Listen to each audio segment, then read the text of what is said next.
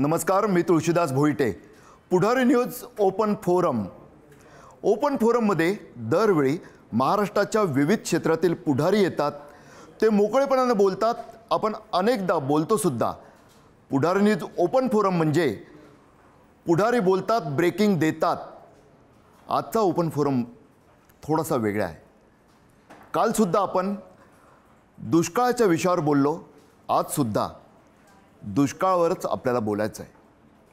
स्थिती काय आहे महाराष्ट्राची? तुम्ही आम्ही शहरात बसलेली माणसं खूपच सुखी. शेकडो लिटर पाणी वापरतो आपण. त्याचवेळी आपल्याच ग्रामीण भागात शेकडो गावांमध्ये, खरं तर हजारो गावांमध्ये आणि वाड्यांमध्ये, वस्त्यांमध्ये घोटभर पाण्यासाठी लोक तरसत आहेत. आपल्या मुंबईतल्या लोकल ट्रेनला जी झुंबड उडते ना, खूप वेळानं उशिरा ती आली तर पीक आवरमध्ये, तशी झुंबड सध्या गावांमध्ये पाहायला मिळते. मुंबईत ती सुसह्य वाटते, अगदी असह्य असूनसुद्धा, कारण ती आपल्याला आपल्या कार्यालयाकडे, कंपनीकडे, आपल्याला पाहिजे तिथे घेऊन जात असते. गावांमध्ये, वाड्यांमध्ये, वस्त्यांमध्ये जे सध्या पाण्याचे टँकर येतात ना, दिलासा मिळतो, पण तो घोटभर पाण्यास एवढाच असतो. आता ही व्हिज्युअल्स पहा ना तुम्ही, कशी झुंबड उडाली आहे. अनेकदा मॅनेजमेंटमध्ये ह्युमन आवर्स, मानवी तास असं बोललं जातं. हे पहा ना, कसे महाराष्ट्राचे, मराठी माणसांचे मानवी तास वाया चाललेत. होय, वाया. अवघ्या घोटभर पाण्यासाठी कसं तरसावं लागतं. एकीकडे हे आहे, हे भीषण वास्तव तर पुढारी न्यूज निवडणुकीच्या तापलेल्या राजकारणाच्या वातावरणात सुद्धा सातत्यानं तुमच्यासमोर मांडत होतो. मराठी एकमेव चॅनल होतं पुढारी न्यूज तसं करणारं. सातत्यानं पाणी आम्ही रोज दाखवतोय. किती महाराष्ट्रातील धरणांमध्ये पाणी साठत ते दाखवतोय. आणि त्याचवेळी एकीकडे ही दुष्काळी परिस्थिती, दुष्काळाच्या झळा ज्या मानवी जीवनाला नव्या कळा लावतात आहे. आणि त्याचवेळी हाच व्हिडिओ पहा.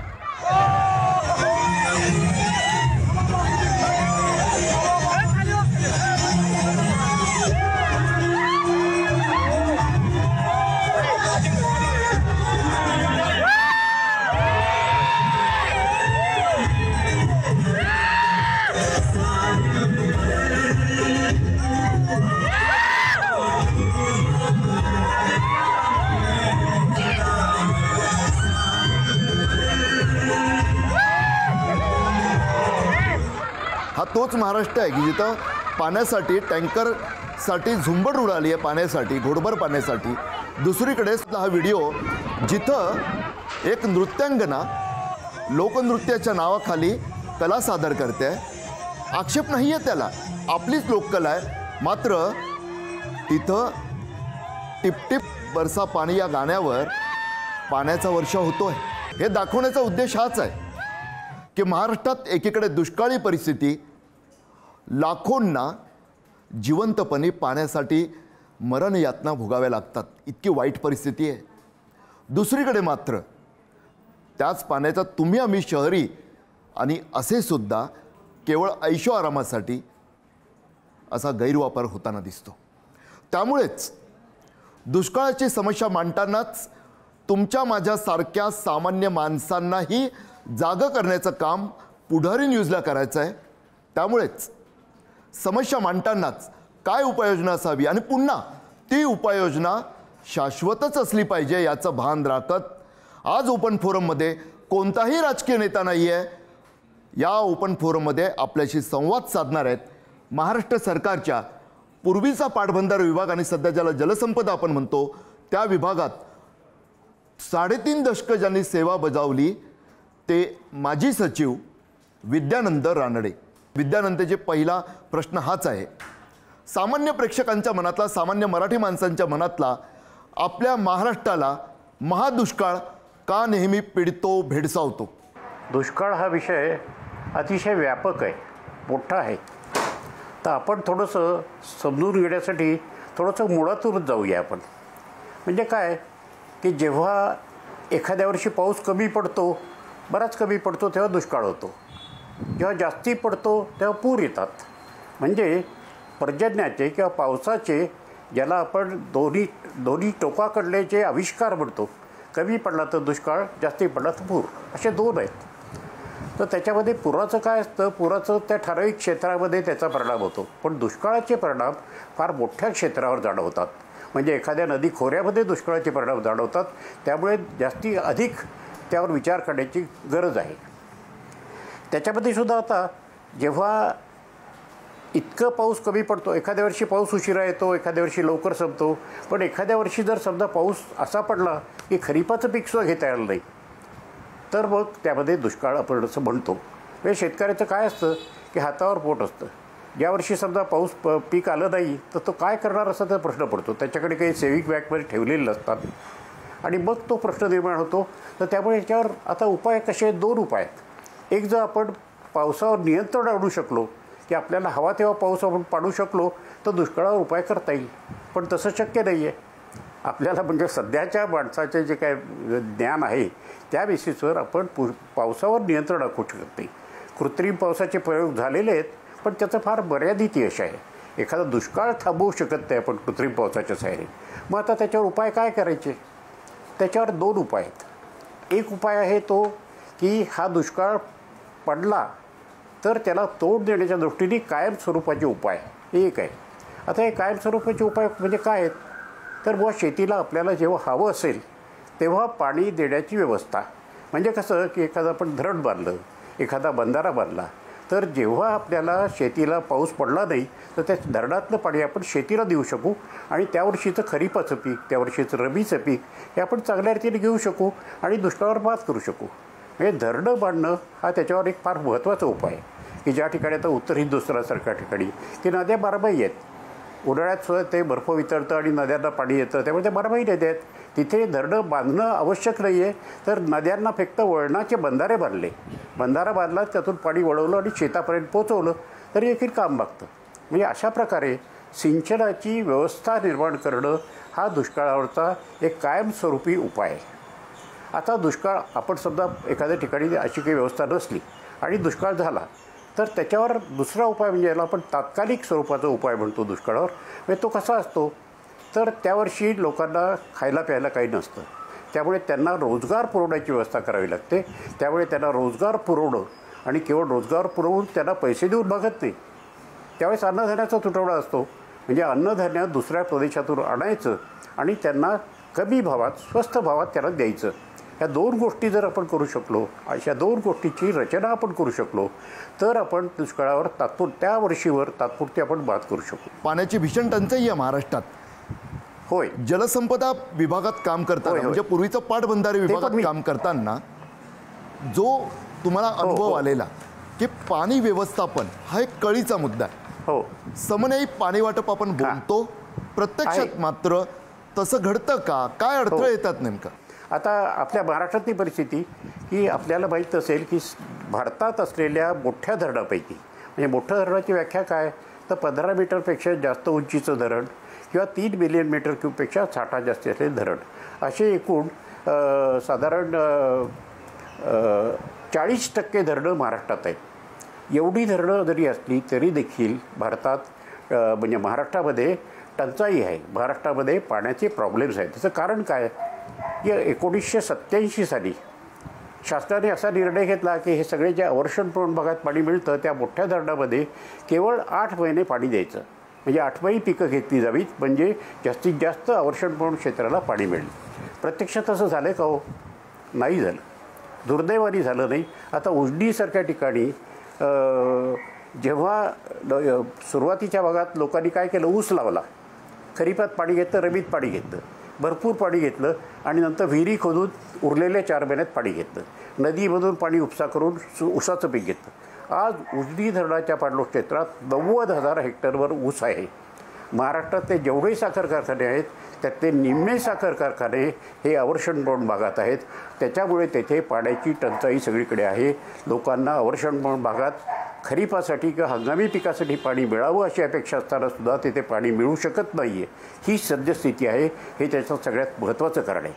दुसरं एक कारण त्याला झालं की आज आपण टंचाई आपण पाण्याची म्हणतो ती ग्रामीण भागात. कारण स्वातंत्र्य मिळालं तेव्हा साधारण 5 हेक्टर प्रत्येकाकडे शेती होती सरासरी एका कुटुंबाकडे. त्यावेळेस एक गोष्ट होती की 5 हेक्टरमध्ये जेवढं उत्पादन व्हायचं तेवढं साधारण गरजा आपल्या भागायच्या, कारण माणसाच्या गरजा कमी होत्या. आपल्याला आठवत असेल 47, 48, 50 साली माणसाच्या ग्रामीण भागातल्या माणसाच्या गरजा अगदी कमी होत्या. अन्नधान्य खाण्यापलीकडे खालच्या नव्हत्या, त्यामुळे त्याचं भागत होतं.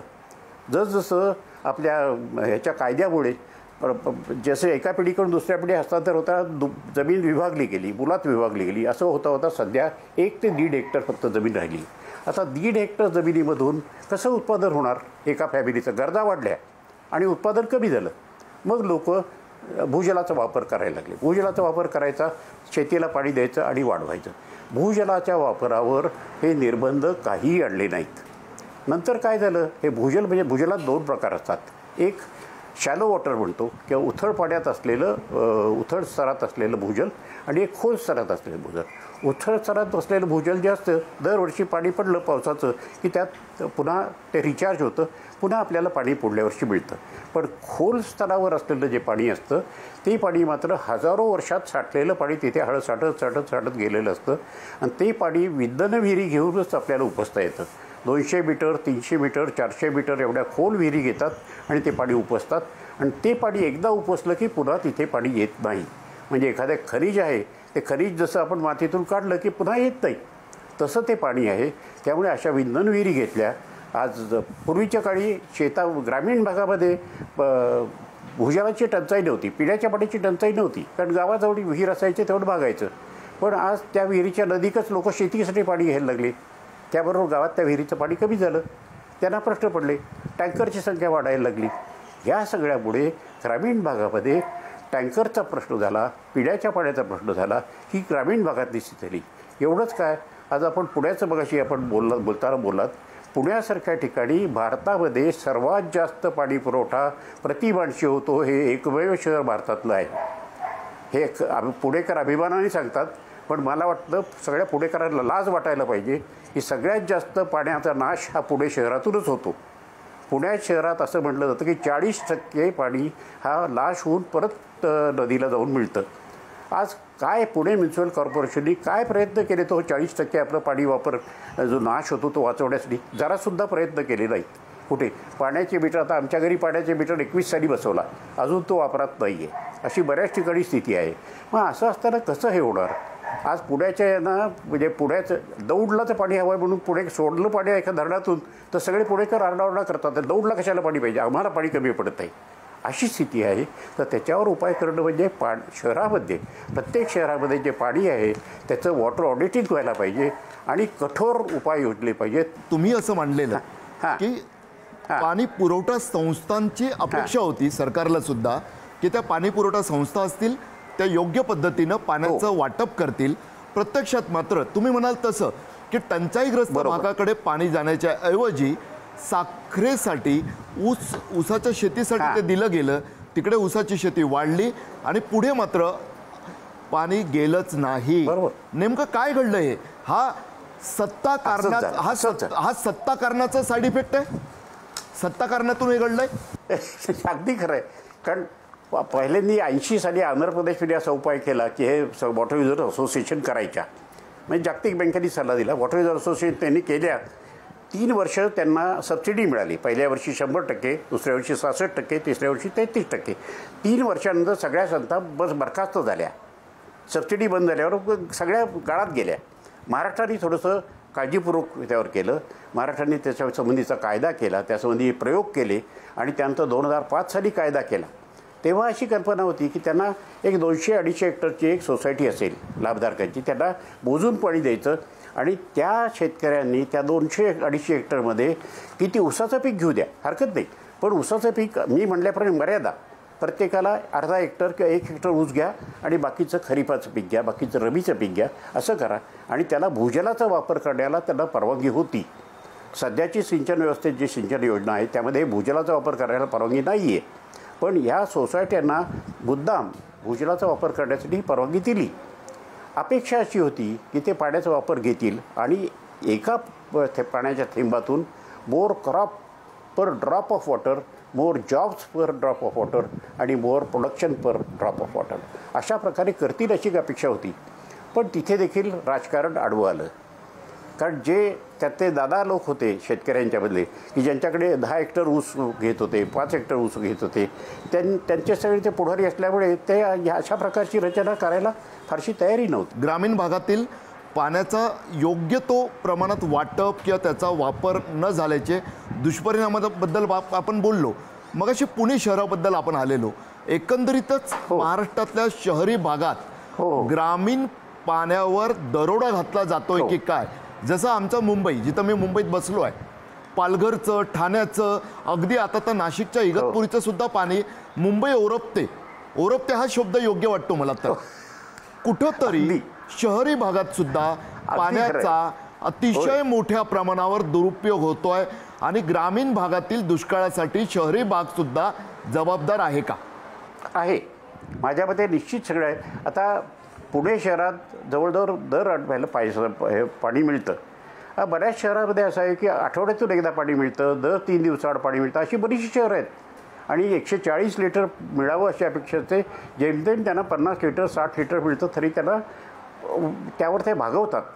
म्हणजे पुणे शहर इतकं भाग्यवान शहर दुसरं कुठलं नसेल की हवं तेवढं त्यांना पाणी मिळतं, हव्या प्रकारे त्याचा ते दुरुपयोग करू शकतात. ही गोष्ट अगदी खरी आहे.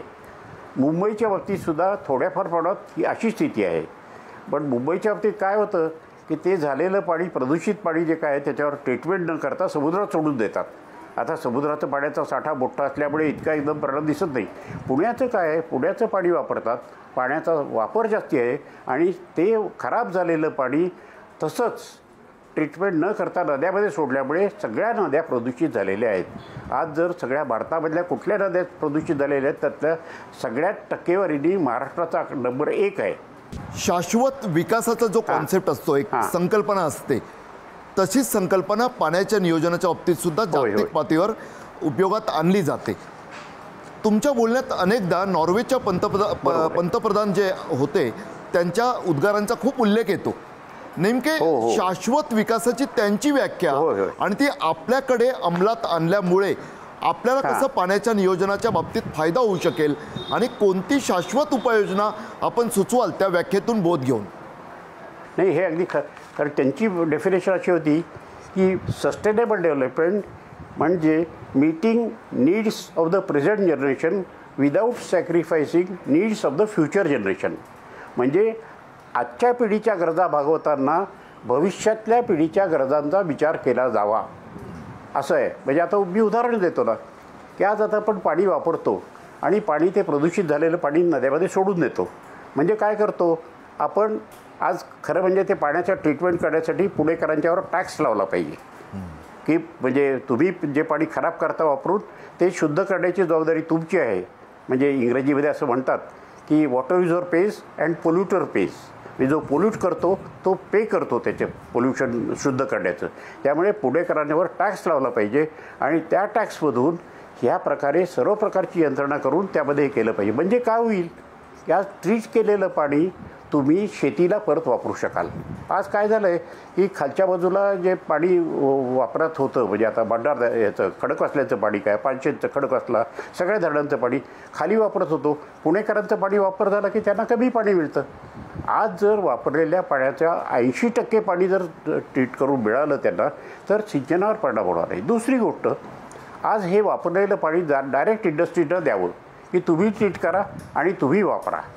दुसरी इंडस्ट्रीला एक कंपल्सरी करण्याची गोष्ट आहे की त्यांनी पाण्याचं एफ्लुएंट होणार नाही, वापरा, त्याचा शुद्ध करा, पुनर्वापर करा आणि ट्रीट, रियूज आणि झिरो एफ्लुएंट म्हणजे औद्योगिक वापरानंतर पाण्याचा काहीही त्यामधून सांडपाणी निर्माण होणार नाही अशा प्रकारे रचना करा.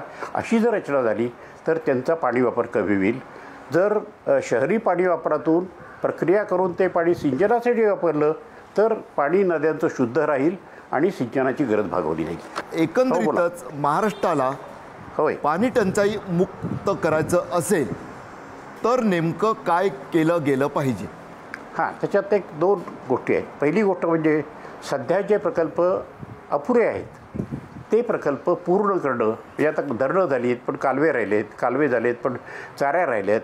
असे सगळे पहिल्यांदा त्वरित पूर्ण करणं हे महत्त्वाचं आहे. त्याच्यानंतर ज्या ठिकाणी पाण्याची गरज आहे पण अशा ठिकाणी नवीन प्रकल्प जर असतील तयार, ते प्रकल्प पूर्ण केले पाहिजेत. आता काही काही ठिकाणी आपण नेहमी म्हणतो की कोकणात जाणारं पाणी वाया जातं आहे, ते पाणी आणून उचलून लिफ्ट करून पूर्वेकडे आणावं आणि ह्या भागात आणावं. आणायला हरकत नाही, ते पाणी अत्यंत खर्चिक आहे. कारण त्याच्यामध्ये काय होतं, धरण एकदा तुम्ही बांधलं, त्याला खर्च केला की पुन्हा दरवर्षी काही न खर्च करता तुम्हाला जवळजवळ पाणी मिळतं. पण तसं उचललेल्या पाण्याचं नाही, दरवर्षी त्याला पाणी तुम्हाला साठवावं लागतं, साठवलेलं पाणी उचलून आणावं लागतं आणि त्याचा दरवर्षीचा खर्च वाढत जातो. कारण विजेचे दर वाढत जातात, एकूणच सर्व वाढत जातं. मशीन डेप्रिसिएशन असतं, 20 वर्षानंतर ते जनरेटर मोटर बदलावे लागतात, त्यामुळे त्याचा फार खर्च येतो. पण तशा योजना आवश्यक असेल तर त्या ठिकाणी करण्याची गरज आहे. फक्त आता टाटामध्ये जी धरणं सध्या पश्चिमेकडे पाणी वळवत आहेत, ते पाणी न वळवून पूर्वेकडे वळावं अशी एक योजना आहे. बरीच चर्चा चालती त्याच्यावर होते. हे पूर्वेकडे आलेलं पाणी जर माझी खात्री आहे की त्याच्यावर ऊसाची शेती वाढण्यापलीकडे काही होणार नाही आहे. आवर्षण भागाला त्याचा फायदा मिळेल असं मला वाटत नाही. त्याच्यावर केवळ ऊसाची शेती वाढवत जाईल. त्यामुळे अशा योजना करू नयेत. ज्या ठिकाणी हंगामी पाणी फक्त वापर होईल अशा ठिकाणी त्या योजना कराव्यात. सर्वसाधारण वर्षामध्ये सर्व ग्रामीण भागातल्या गरजा भागवल्या जातील अशा रीतीने वॉटरशेड डेव्हलपमेंटची कामं करावीत. हे एवढं जर झालं तर बराचसा प्रमाणावर दुष्काळाचं किंवा पाणी टंचाईचे जे प्रश्न आहेत त्याच्यावर थोडासा उपाय तरी होऊ शकेल असं मला वाटतं. त्याच्यावर नक्कीच विद्यानंदजी खरोखर खूप धन्यवाद, मनापासून धन्यवाद. की समस्या आम्ही नेहमीच मांडत असतो, मात्र शाश्वत विकासाचे असे शाश्वत उपाय सुचवणारी तुमच्यासारखी माणसं, त्यामुळे तुम्हाला मनापासून धन्यवाद देत पुढारी न्यूजच्या ओपन फोरममध्ये आपण आज इथंच थांबूया. तुम्ही पाहत राहा पुढारी न्यूज, आवाज जनतेचा.